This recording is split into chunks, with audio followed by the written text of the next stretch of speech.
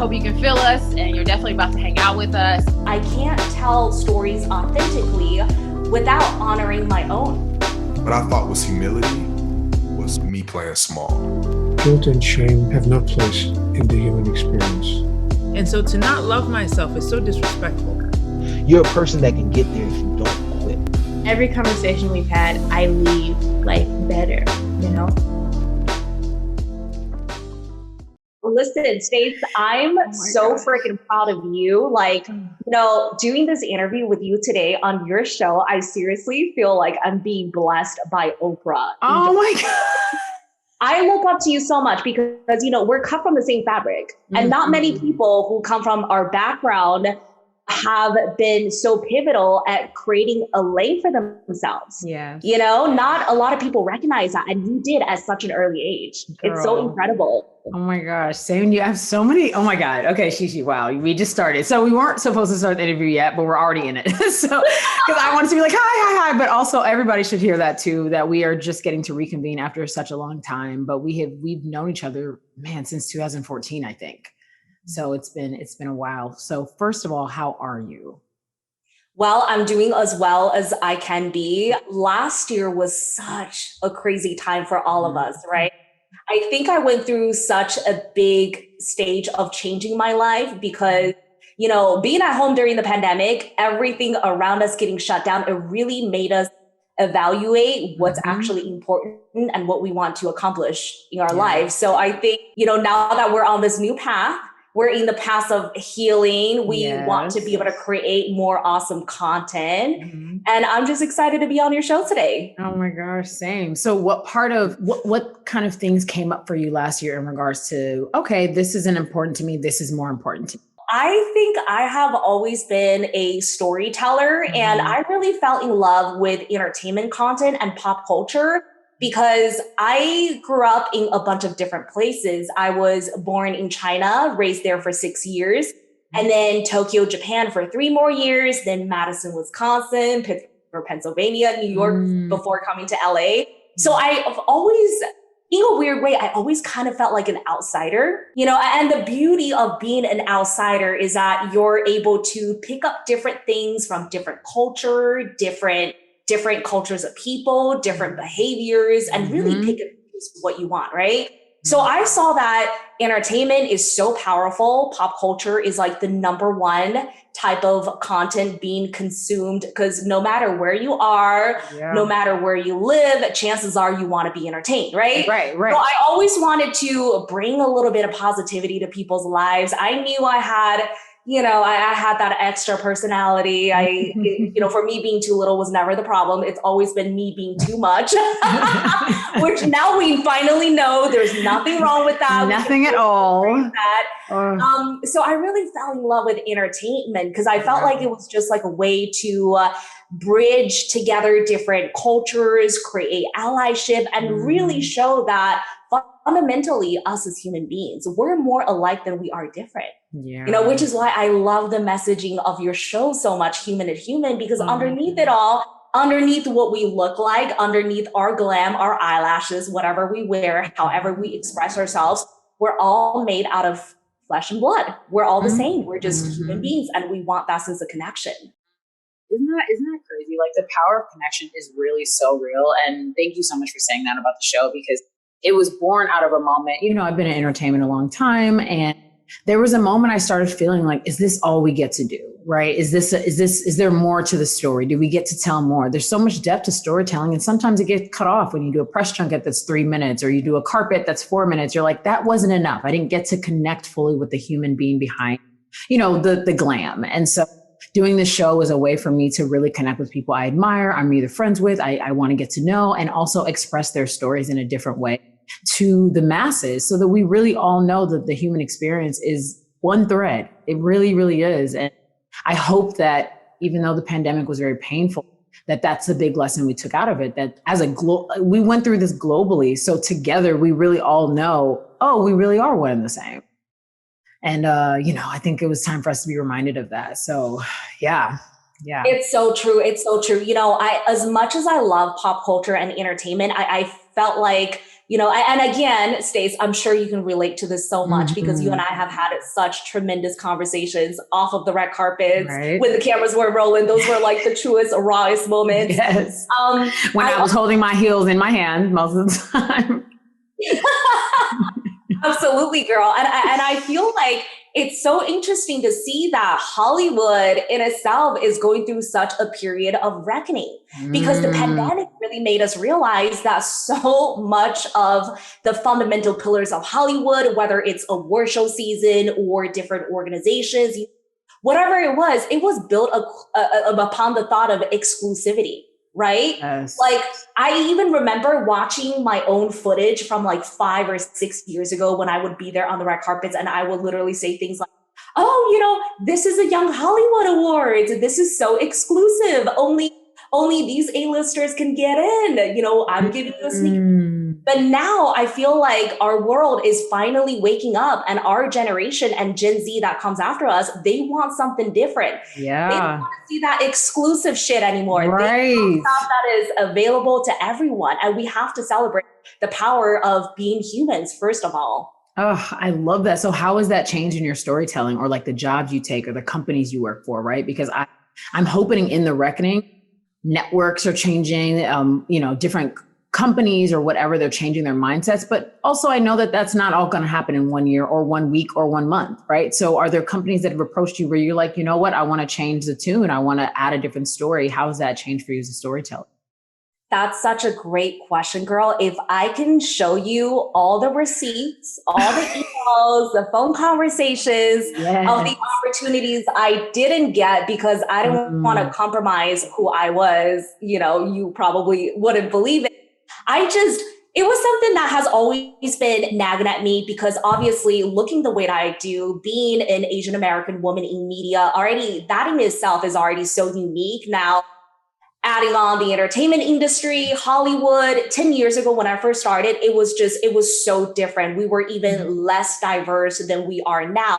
And I remember going into a huge agent's office. I mean, he pretty much represented every single major talent that you saw in the sphere of entertainment news. And I remember him taking one look at me, one look at my headshot and saying, you know what, have you thought about changing your name to something that Middle America can pronounce? Because if Middle America can pronounce it, then they can trust you. Otherwise, we can't represent you. And I remember just walking out of the meeting feeling that gut-wrenching feeling of despair, almost like, when do I have to prove that I am as American as everyone else? How do I get to where I want to be in my industry and in my career without changing my heritage, dyeing my hair, making myself appear to be everything that I'm not? And I just felt like it was so off because as much as I want to be a storyteller, I also realized that I can't tell stories authentically without honoring my own. Yes. How can I tell stories when I have to fabricate my own story? It doesn't make sense, right? Girl. So I recognize that was kind of a reflection of the beginning of the reckoning that was happening across entertainment. And I even remember one of the first few major red carpets I got in to cover as my own media outlet because nowhere would hire me. The publicist took one look at me. I explained to her that we were domestic online, and she put me all the way in the international section. People just make so many assumptions because of appearance, because of the narrative. I do feel like it's getting better now, but I think a lot of that really is the power and the beauty of the internet. As much as social media has given us a lot of misinformation and a lot of wrong facts, I do want to celebrate the power of social media when used correctly. Yeah. We can use it to launch our own projects. We don't have to wait for a studio to finally give us that green light because, girl, you and I both know most of the time they don't even know what's hot. They don't know what's going on. Right. So there are some help us when they're just trying to save themselves. Honestly, and they're asking us to use our voice to do it. And so we have to be willing to use our voice for ourselves and also to tell the stories we truly believe in. I love that you talked about and gave us that story about changing your name and being authentic to yourself, because I didn't realize how vulnerable I was going to need to become as an adult and as a journalist, as a host, if I wanted to tell authentic stories. I thought I was just telling other people's stories. And then halfway through my career, I found out, I have to also be myself for real. Oh, great. That's going to be, I just had a moment of that. That vulnerability is real. That authenticity is real. And you've talked so beautifully about owning your story, owning your past, confronting your past. And those are things I feel like we just need those tools now more than ever, right? So I don't know if you can take me back to a story, even something like that you just mentioned, but that moment of confronting your past, confronting the past fears, things that, people told you, nope, this isn't going to work. Nope, you need to look like this, sound like this, talk like this. And you decided to reckon with that on your own so you can move forward. I just remember earlier in my career, I would go into so many different meetings with networks, and they almost didn't know what to do with me because they had a handful of women who happen to be Asian Americans who are already working in news, and who have paved way for our generation to come. But they just felt like I was a little different, right? I had a lot of energy, and they gave me all kinds of advice, like, have you seen so-and-so? Have you seen Confronting? Have you seen Lisa Ling? Can you wear a turtleneck? Can you look more professional? Can you talk like this?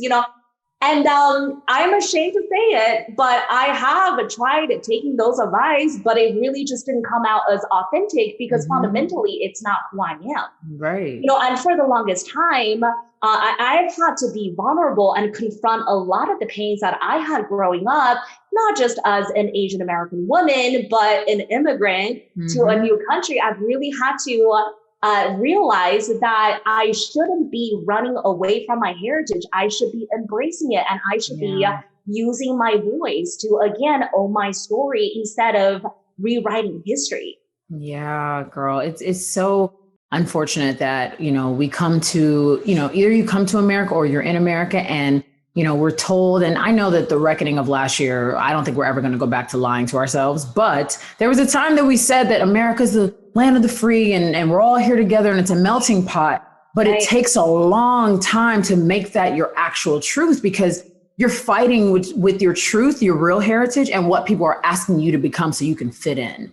Yeah. It's very, very unfortunate. I'm Nigerian American, and I think back, that's why when you said, I'm ashamed to say it, I don't want you to ever be ashamed to say that because those are parts of our story, right? There were times when I was like, yeah, you say my name like this. And, I go by Stacy, which is my first name. My middle name is Chinwe, but I never went by my middle name. My parents didn't really call me my middle name. And people would ask me like, what's your real name? What's your Nigerian name? And you'd be so embarrassed because I don't know why that felt embarrassing at the time, but you felt like they were trying to single you out. And you're all of a sudden trying to cling to whatever makes you feel the most American. And it's really, it's a hard thing to reckon with that's a part of our childhood. So I share and relate with that so much with you. And I appreciate you sharing that because it's real. It's something that you have to decide, okay, am I going to be me or am I going to be parts of me based on what other people see and think I need to be? Right. And a lot of companies, a few years back, even some now, they like to do what we call performance activism, which is people who are actually right for the diversity role. They hire people that they feel like can check certain boxes, right? So that's why you see a handful of talents being rotated around different companies in Hollywood because again, they feel like that's all they have. Mm-hmm. So to your point, can I ask you an honest question? Because I believe that both of us have been check boxes for companies, right? I know that I have been in a company where they're like, she's a Black woman are hot, let's do it. I know that that's happened. I'm sure that's happened for you. What is that feeling like in terms of what do you do with that moment? Either you know or you don't know, but when you walk into it, when you find out, I know I was a checkbox, what do you do with that opportunity?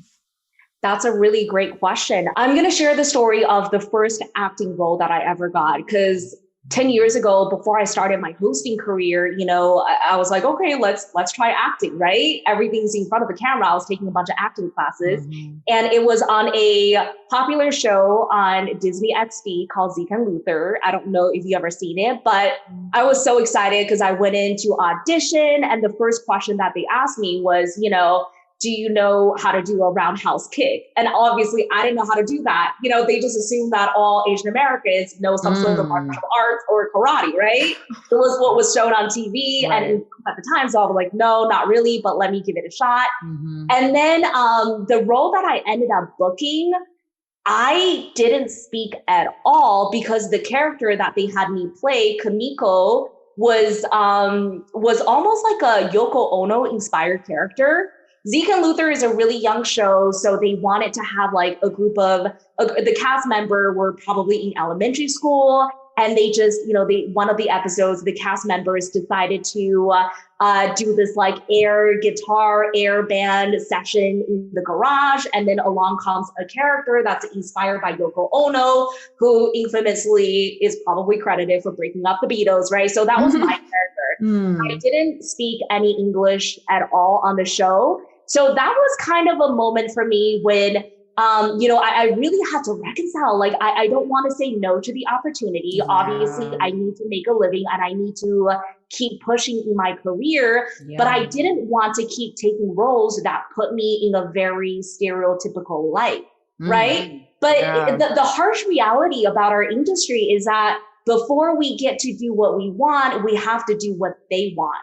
Because let's be honest, if we didn't have the followers, if we didn't have the platform, we can scream for changes and better things to come all we want, but we're really not as impactful as if we did have a name. So that was also something that I've had to kind of balance. I couldn't say no to everything, even things that I knew I was being hired just as, again, a checkbox, right? Because I wanted to build myself to where I am today. And I wanted to, no matter what opportunities I got in the past, I wanted to be able to challenge the status quo and show people and do it a little different. I don't know if it's because I'm Aquarius and I'm rebellious by nature, so they can hire me. I love Aquarius. That's why we get along. I literally hired for things in the past where they give you a script and your girl cannot help but to go off the script because it's just in my blood. I wanted to show them something different. I've gotten yelled at. I've gotten, scolded by producers. They're like, just stick to the script. But I'm like, I can't. Right. I want to show you something that you haven't seen before. Right. So I try to take every opportunity and really put more of a positive spin on it and show them something that they haven't seen. Because a lot of the time, that type of ignorance, I think it's because of their limited vision and the fact that they just haven't seen it. Yeah, girl, that it's such a challenge and it's nuanced and it's complex. And I love and I appreciate that you answered that question because it's a hard question. What do you do when you are a checked box in some situations? We still want to work. We still want to eat. Like our careers still matter. Our voices matter. Our stories matter. But it's like also trying to challenge the status quo in the way is, sometimes it feels like an innate responsibility. Not only are we women, but we're women, an Asian American woman, a Nigerian American woman, a Black woman. I mean, these titles, these roles, these identities, they have weight. They have weight to it. And so they do have weight. And Stace, when the next generation of Nigerian Americans, when they watch you on camera, when they see you do what you do best, there's that sense of pride that you can't even explain. I remember my parents, honestly, they've always tried to be supportive. But again, 10 years ago when I started my career, they didn't know what I was doing. I didn't know what I was doing at the time either. They were like, they didn't know what to explain to their friends. They're like, my daughter's not a doctor, not a lawyer. She's finding herself, right? They're like, she's finding herself. They didn't know how to explain. Right. Right. So it wasn't until 1 year I was given the opportunity to anchor the Oscars live for the Associated Press. My grandma in China somehow magically found her way of how to use the iPad, found the link of the live stream, like Googling Oscars or something. She didn't even know I was on. And then she saw her own granddaughter on there. And then she called my parents and she was like, stop being so hard on your own daughter. My granddaughter is making all of us proud. We can't believe a little girl from the city of Nanjing in China could eventually get to that stage. She's making all of us proud. Oh, that's awesome. It wasn't until my parents heard that did they finally come to understand the magnitude of what I was doing. And again, opportunities like that, it shows us that representation matters. It does. When I didn't know I could be a TV host until I saw Sujin Park on TRL, MTV, holding it down. And I thought to myself, oh my God, that's such a cool career. I want to do that too. Yeah, it's crazy because we've seen representation matters be, be on a high scale of understanding and have some like substance. And then we've seen it be flubbered and be in spaces that like people are just using it, like you said, as a checkbox, as a mark, as something to say that they believe, fake activism, for instance, right? And so in a space like this, where you're hearing two women who are in this industry who really both challenged their parents, because I did the same, and they were like, now sis, what is going on? I'm the oldest. They were like, oh God, we sent her journalism school, now she's doing something else. Like, this is too much. But we both challenged them, and we both, we're in these careers and we're using these careers for good, and we're using them to tell bigger stories that are larger than ourselves. So it's so amazing to remind ourselves that representation does matter. Yes, this is why we're doing this. On top of the fact that we're gifted and we get to be in this career and we have stories to tell. So Stacy, now I want to hear your story. What was that point for you when your parents finally were like, okay, journalism school is paying off. She's doing something huge. Yeah, that's such a good one. So I came back from Australia after college. I studied journalism, and then I didn't do news. I didn't apply to one news station, honestly, out of fear. Like I was like, I don't think I want to be there. And they were like, what do you mean? I was like, what I mean is I don't want to be a reporter. And they're like, what? At least we understood that, right? So now I'm like, I want to be a host in LA. I don't even know what I was saying because I didn't even know exactly what that looked like there. Especially I went to the University of Missouri. Missouri is amazing for journalism, but there weren't a lot of people in entertainment still. So Nichelle Turner was entertainment. Amy Paffrath was in entertainment. And those are the two people that my director at the time, Stacy, told me to contact. And so I did. So those are the two women I looked up to. Shout out to them. They're amazing women. And so, after I moved to Australia for a few months because I wanted to check out entertainment there. And I finally came back. And to be honest, I was a little bit of a butthole. So what I mean was I just had a bad attitude. I was living at home. I'd come back. I'd graduated already.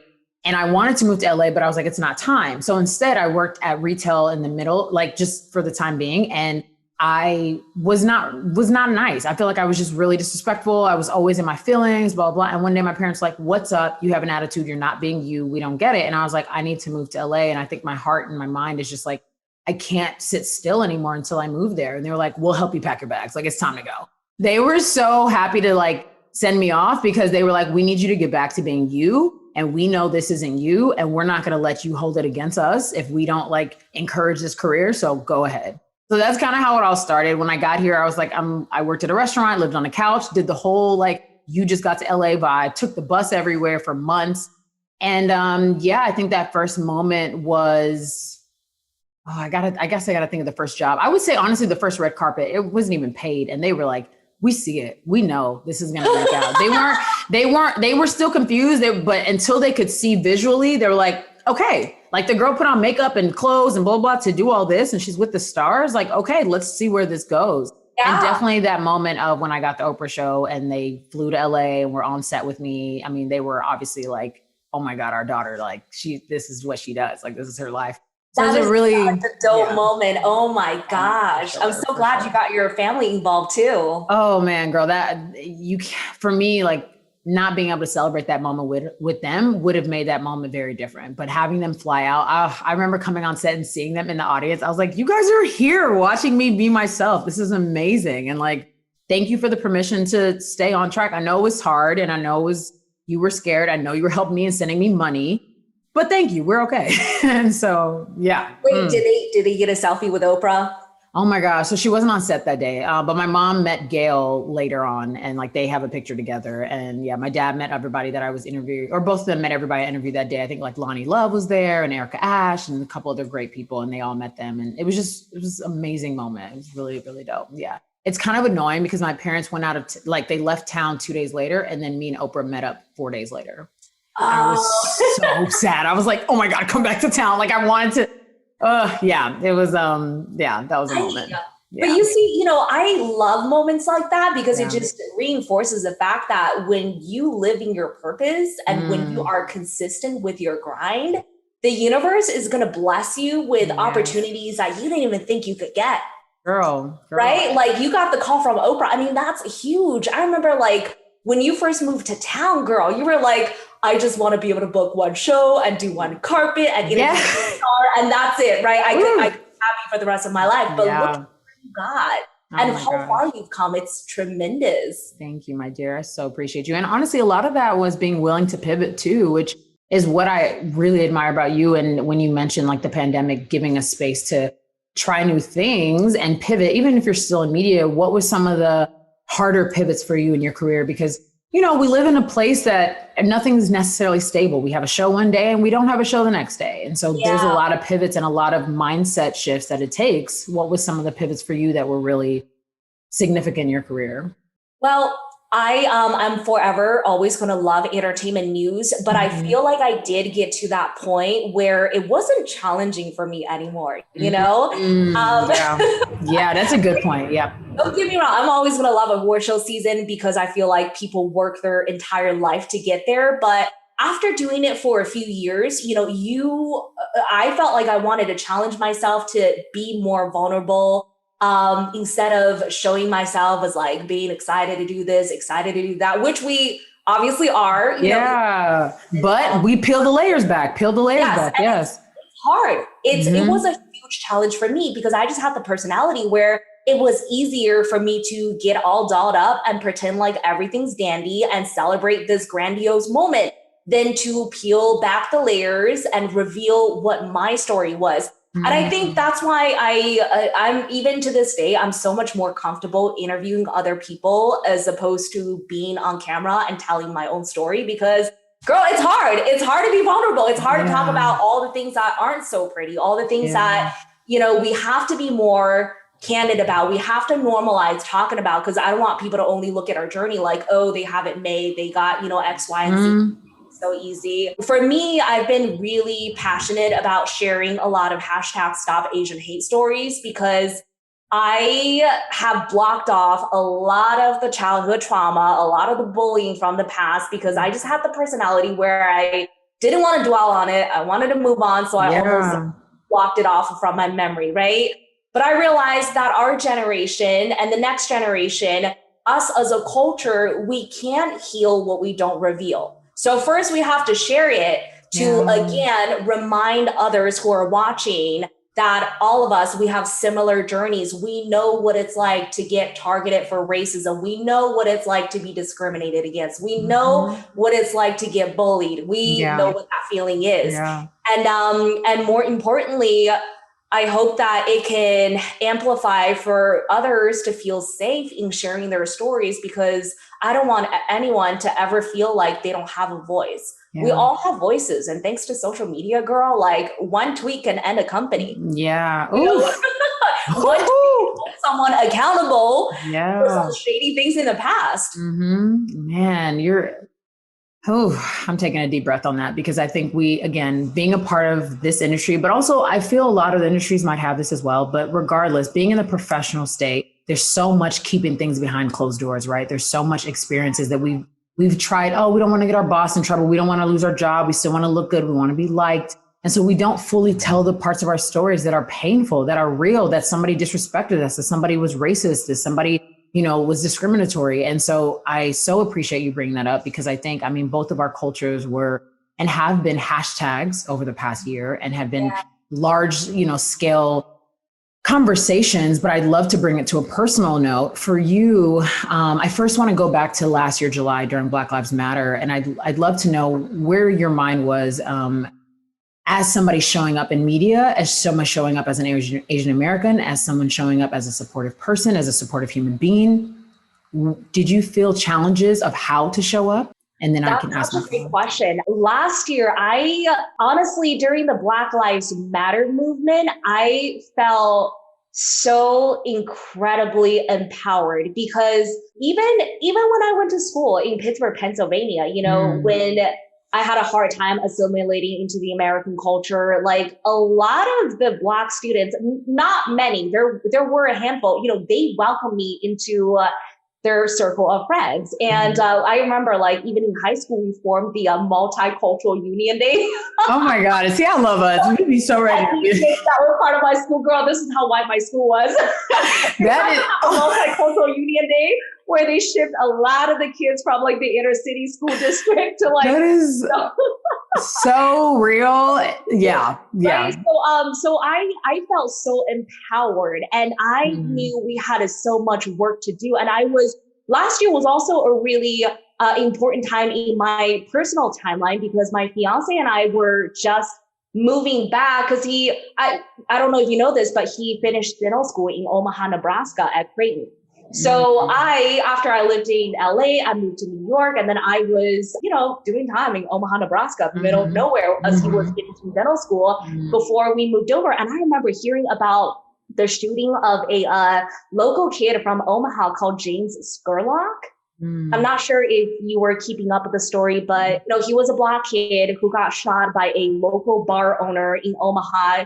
It was the owner of the Hive, and that guy was known to be a racist around town. I mean, even if you went on his Facebook, it was like all kinds of hateful language. Yeah. And I just, that morning when I heard that the Attorney General declared for his murder to not be a hate crime because they couldn't, from the videos that they were watching, they couldn't hear the shooter utter any racist words, I was devastated. I broke down crying for at least 3 to 4 hours, because I was anytime a senseless murder happens, you want to call for some sense of justice, right? Yeah. You want the shooter to be held accountable. You want them to face the proper sentencing.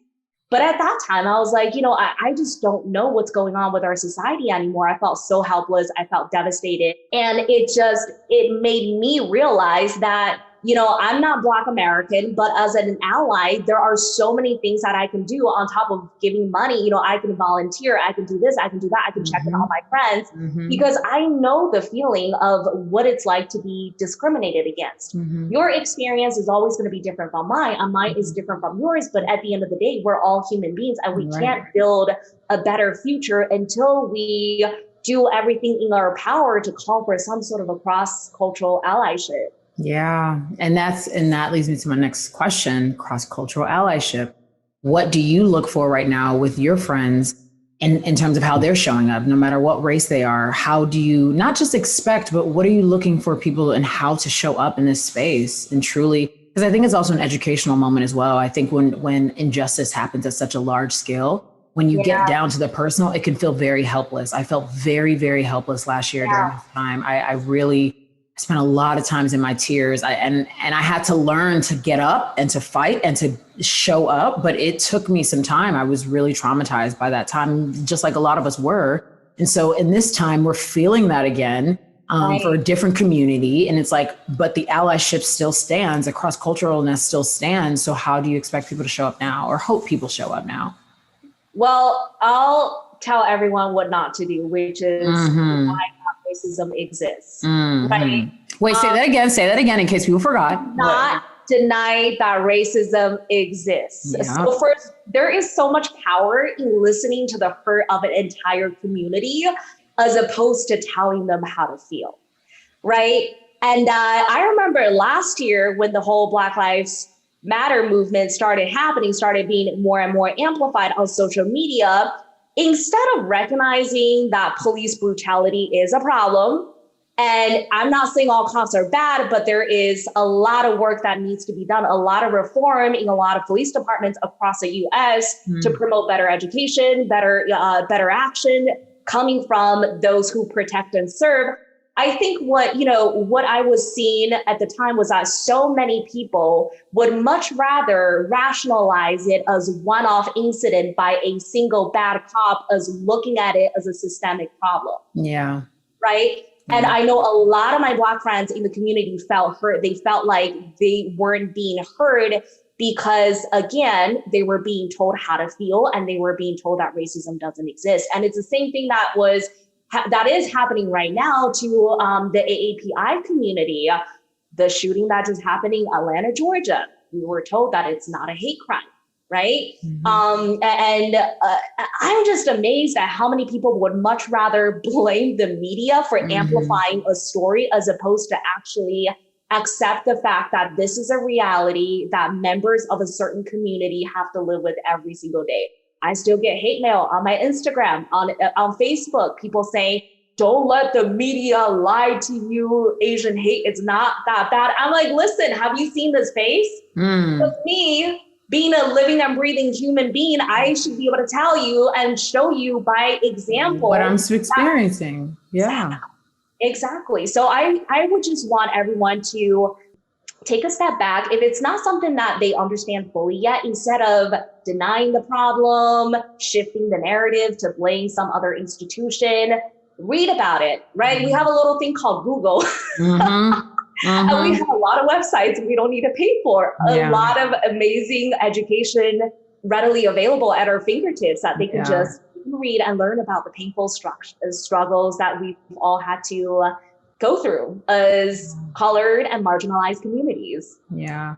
It's hard to, well, I say it's hard to wrap my head around the same thing you said in regards to people denying it, because I personally believe, and I feel like we share this belief in terms of that we come from flesh and blood, right? And so if it's not your flesh and blood experiencing it, how could you even talk about what somebody else is? Literally, it's not your flesh and blood. So you have no reason to not like it until privilege gets involved, right? Because then privilege blinds you and brings so many blind spots that says, well, if I start seeing that, then I have to do something about it. And I don't feel like doing something about it. And that's what I feel like the larger conversation really got to me was last year. And even now is nobody wants to have to reckon with the parts of themselves that they've contributed to the problem.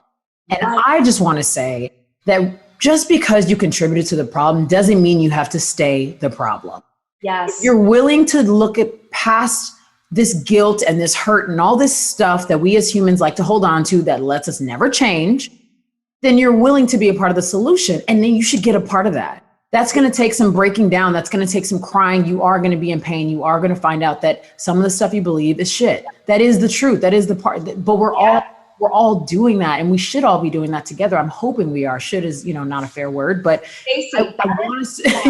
It's like that's an amazing point, because being Asian American, I realized throughout the past 2 years that I was part of the problem in helping to perpetuate the model minority stereotype. I thought it was something good growing up, the model minority myth, which is something that was used by, popularized by the Reagan administration, pretty much isolates AAPI community, Asian Americans, and pretty much says we're smart, we're rich, we're wealthy, we're successful. And if Asians could succeed in America, then should the low income whites, then should the Black Latinx communities, Latinx communities. And it was really used to divide us. It was really used to single us out. But growing up, it was something that I was taught to embrace, because talking about it, it almost sounds like we were complaining about a compliment, something that on a surface level, right, sounded good, but underneath it all, we all know how problematic. Had evil intentions. It's crazy. So many of those things, like, oh man, like,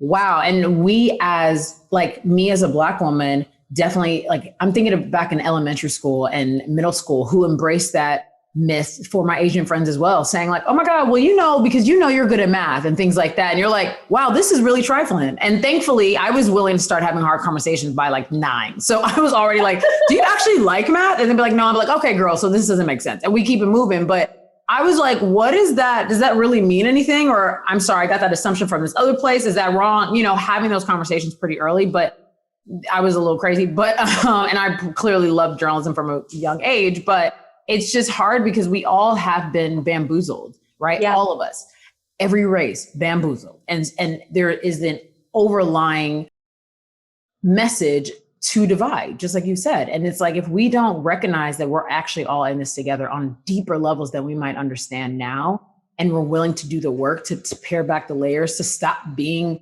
so comfortable in whatever privileges we have, able-bodied privilege, Asian American privilege in one case, Black American privilege in another case, depending, like classism, all these things, because there's a privilege for every group. There's a privilege for every human being almost. Well, I can't really speak to every human being. That's not really fair. But I would say that I think that privilege in general, it just has such a blind spot. And if we're willing to put it down and we're willing to confront it, we can have these conversations on a deeper level without judging our worthiness in the meantime, without saying that, dang, I suck. I'm not I was a part of the problem, and letting that be the narrative versus I want to be a part of the solution. Yeah. And you know what, Stacy, I think it's hard for a lot of individuals to recognize and realize that they're privileged, because this is going to come off as so savage, but it's hard for people to admit that they have accomplished so little in their life, given so much privilege. Who wants to hear that? Who wants to, girl? Who wants to hear that, they were never discriminated against for their ethnicity, their culture, their gender, their sexual preference, their religious beliefs, and yet they did so little. No one wants to admit that. Yeah, it's right. That's why I had a weird compassion that I wasn't fully expressing last year, because that's what I believe. I believe that when you find out the truth, that you really got a lot handed to you, you feel really bad. And people are not looking to feel really bad. That's just the truth. Nobody wants to feel bad. Of course I didn't have a law handed to me. People are like, no, I worked really hard. And it's like, I'm not saying you didn't. I'm saying that this thing, your race, your gender, your sexual preference had nothing. It didn't stop you at all in your working hard. So somebody else worked hard too, but all these things stacked against them, stop them from being able to be at the exact same place you are, because low key, y'all didn't do anything different. Yeah. I was really a lot of people. I've also gotten people who write messages to me saying like, well, obviously your struggles weren't that bad because look how well you did for yourself, right? I'm like, but here's the thing. What girl at the age of 19 had to learn how to start her own LLC, form her own company because she couldn't get a job as an entertainment journalist,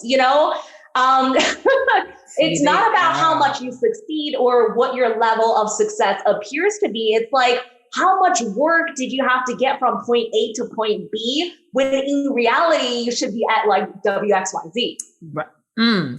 WYZ to be clear, seeing as how that's your media company. But anyway, XYZ. Yeah, no, but it's so real. And I want us to be willing to peel back more layers to keep having these conversations in a deeper way that allows us, again, your worthiness is not to be questioned right now. It's about you being willing to strip down the things that are false about this reality. They're false. The way you see people, the way you judge people based on the way they look, speak, talk, who they love, these things are false. These are things that keep us separate from each other. And once we start realizing that we're actually reflections of each other, hopefully we're willing to do more work. That's what I'm hoping on. I mean, I've had to sit with some uncomfortable truths as well. I think we all are. And hopefully we stay willing, because it's a better world when we do that. But, let's keep to this crap that's been sold to us. I don't know. I'm just kind of like over the fact that we were sold a bag of shit and we're still willing to walk around with it, even though we know it separates us. Yeah. Yeah. Honestly, I'm so hopeful for Gen Z because that's like how much our generation has loved pop culture, celebrity news, like the era of the boy bands and TRL and all that stuff. They're so about activism, they're so socially conscious. They don't just want to buy pretty things that enrich their lives, but they want to, support the brands that actually are in line with their messaging. Yeah.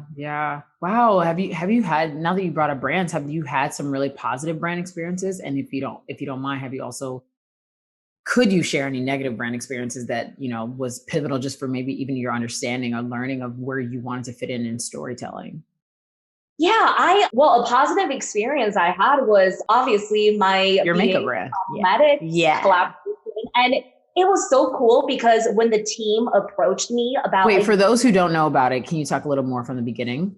Sure. So I launched a makeup collection with BH Cosmetics called the Lunar New Year 2021 Edit Collection. We have been working on it for, I want to say, over a year and a half. And when BH first approached me, they had the idea of doing a collaboration, but I really wanted to do something surrounding Lunar New Year because growing up again in America, like in the early 2000s, I just didn't see a lot of faces in the beauty space, in the makeup space that looked similar to mine. And a lot of the standards of beauty that I was taught was obviously the white standards of beauty. You wanted to have blonde hair, blue eyes, beautiful cheekbones. You wanted to look like a supermodel. And that's just not what your girl looks like, right? Yeah. So I was excited to create a product that I felt like not only little Shishi would have been so psyched to get her hands on, but something that could speak to Asian Americans and Asians all over the world. I've even, oh God, this one brought me to tears. I have this one guy who lives in Germany right now. He's Chinese German, but he was just telling me the story of how he had to escape from China because his relatives and the country still doesn't quite embrace a man wearing makeup. And then for him to be able to get his hands on like a palette that celebrates his heritage, something he could play with, it was just so powerful. And that's when I knew the project was going to be bigger than myself. And it was such an amazing experience because BH and I both wanted to have an all Asian team working on the project. Because, you know, representation is not just important in front of the camera, but behind the scenes as well, right? Who's working on it? Who's doing the storytelling? Who's doing the photography, the makeup, the hairstyling, everything. We wanted to be as authentic as we could be in storytelling, which is why I think really led to the success of the collaboration. Is sold out. The palette is sold out on beautybait.com, which is all the European countries within the first week, and then Ulta.com within the first 3 weeks. So it did a lot better than what I had hoped as, you know, my first time doing the makeup collaboration. So congratulations, girl. Congratulations. That's huge, XiXi. That's huge. Thanks. And it was a lot of fun, you know, being able to fulfill a fantasy of mine, a dream that little XiXi would have died to have at the age of 16. I don't have a lot of bad experiences from brands, but then again, I think it's because I just know when to say no. Right. You're not putting yourself in that situation. When to walk out. So I don't put myself in too many vulnerable situations. And I, you know, obviously with my hosting, I've had the instances of, you know, people saying like, can you change your name? Or can you pronounce things differently? Because we can hear a Chinese accent. I'm like, but it's who I am. Yeah. You know, and I spent so much money going to like hosting coaches, going to voice coaches, thinking I should fix who I am. But at the end of the day, I'm me. And hey, I should celebrate the fact that I can speak 2 languages. Yes. Oh my God. It's crazy. The unlearning and the relearning we're all having to do, right? Like to be 9 and think that you're at a disadvantage for speaking another language or having a different tone of voice. And then to grow up and be like, I'm actually like amazing. And I know how to relate to more human beings on this planet. Yeah. It's man, I want us to continue to be in the process of the unlearning and the relearning. Okay. People wanted to make sure we're apart and hopefully we're doing the work to stay together. Like we really are all reflections of each other. And I'm so glad I already know that about you, that you are just completely embodying who you are, XiXi, but it is just awesome to even hear some of this backstory of what it takes to really stick to your guns and flourish in who you are and who God created you to be. And honestly, Stacy, I'm sure you can relate to this, but that is the best feeling in the world. You know, it's not how much money you make. It's not how big your influence is. To me, if I can just impact one person and hopefully change the way that they see themselves through telling my story, I would feel like my journey is fulfilled. Yeah. So speaking of your journey, as we close out, I know that you talked about like, I love entertainment news and I'm always going to love it. But where are you now? Where do you see yourself telling stories in the future more often? I see myself as a storyteller in general now. I know for the longest time I was hesitant of claiming that title because, you know, we're so great at belittling our accomplishments and boxing ourselves in, right? Thinking entertainment is all we can do. Thinking pop culture and celebrities is all we can do. But the reality is now we live in an environment where I would even go as far as to say that news is entertaining. Politics more entertaining than the Oscars could ever hope for. Let's be honest. For real. 2020, like boom, boom, boom. Those were our headlines. That was giving me life. That was giving me a sense of entertainment. Right? So I'm expanding the definition of entertainment, and I hope to be a storyteller. I hope to challenge myself to be more vulnerable in general. And that's pretty much it. Yeah, I'm proud of you. I'm so grateful that we were able to connect in this space. And you know that you always have a home at Human to Human to practice or continue to be vulnerable, to open up, to just be the storyteller you are. I mean, truly, XiXi was one of those people when I met in the beginning of my career, I was so enamored. You were on it. I was like, yeah, our spirits matched because, I was crazy too. I was a hustler. I'm running around. We're trying to get everybody. It was awesome. It was awesome. And I'm so glad we did that so that now whatever we do next, we know like, wow, we come from the heart and the soul of storytelling. We come from the love of this. And so hopefully those stories continue to go really far. So proud of you, girl. So proud of you. Girl, I'm proud of you. I love this show so much. Thank you so much for having me. Yes. Thank you guys so much for watching and for being a part of this. Make sure you guys check out XiXi Yang. And also, do you want to plug any other parts of your company? Sure. Make sure to follow Pop News Edition, which is a new digital show that I started focusing more on the diverse aspect of pop culture from a global perspective, not just what's hot in Hollywood, but our world has been getting bigger and bigger. Yeah. And follow me on Instagram, XiXiYang, so you can stay tuned to all the highlights and the lowlights too, because we got to normalize talking about that as well. Yeah, see the lowlights and the highlights, y'all. That's what we're doing on Human to Human, being real, relating our truth, and just opening up, because honestly, the rest really doesn't make sense anymore. Thanks for watching Human to Human. If you enjoyed this episode, please subscribe, rate, leave a comment, and while you're at it, share this with someone you love or just someone you like, as long as you share it. Stay connected between episodes on Instagram at Human to Human with Stacy Ike. Let's be curious, let's be in community.